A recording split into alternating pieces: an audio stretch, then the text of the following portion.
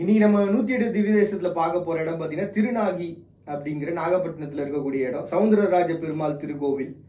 துருவன், மார்க்கண்டேய முனிவர், பூமாதேவி இவங்க எல்லாம் தவம் செஞ்ச ஒரு இடமா இருக்கு. காவேரி துறைவன் துருவன் அப்படின்னு சொல்லிட்டு, காவேரி துறைவன் அப்படின்னு சொல்லிட்டு ஒரு பெயர் இருக்கு. இங்க வந்து பாத்தீங்கன்னா இந்த மக்களுடைய ஒரு வாழ்வில் எடுத்து பார்க்கும்போது அங்க பாடப்பட்டிருக்கக்கூடிய பாசுரங்களை பாடும்போது மங்கள சாசனம் செஞ்ச இடமா பார்க்கப்படக்கூடிய இந்த இடத்துல வாழ்வியல்ன்றது எப்படிப்பட்டதா அமைஞ்சிருக்குன்னா அர்ப்பணிப்பான ஒரு வாழ்வியல். நாங்க வாழ்றது எனக்காக இல்லை, மக்களுக்காக, மற்றவங்களுக்காக. அதனால தான் பார்த்தீங்கன்னா இதில் நம்ம கவனிக்க வேண்டிய ஒரு விஷயம், வழக்கமாக இந்த திருமணத்தாடி நீங்கிறது, செல்வம் பெறுகிறது, இது எல்லாமே இருந்தாலும் கூட ஒரே ஒரு இடத்துல ஆன்மீக முன்னேற்றம்ன்ற ஒரு வார்த்தையை பிரயோகப்படுத்தியிருப்பாங்க.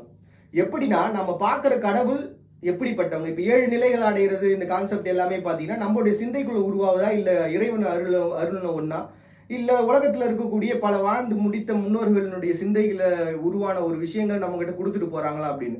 இதுக்கு முன்னாடி வாழ்ந்தவங்களுடைய சிந்தைக்குள்ளே இருந்தது நம்ம சிந்தைக்குள்ளே எழறது அப்படின்றதே நம்ம செஞ்ச ஒரு பாக்கியம் தானே.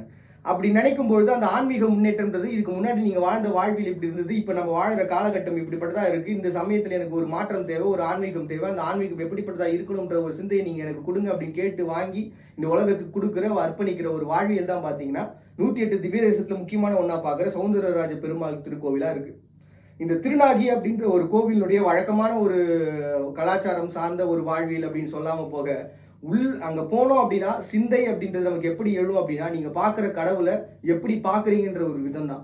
அதனால தான் பார்த்தீங்கன்னா இங்கே சவுந்தரராஜ பெருமாள், சவுந்தரராஜ வள்ளி அப்படின்னு சொல்லிட்டு ஒரு 2 ஒரு தலைவன் தலைவியினுடைய காதலை குறிப்பிட்டிருப்பாங்க.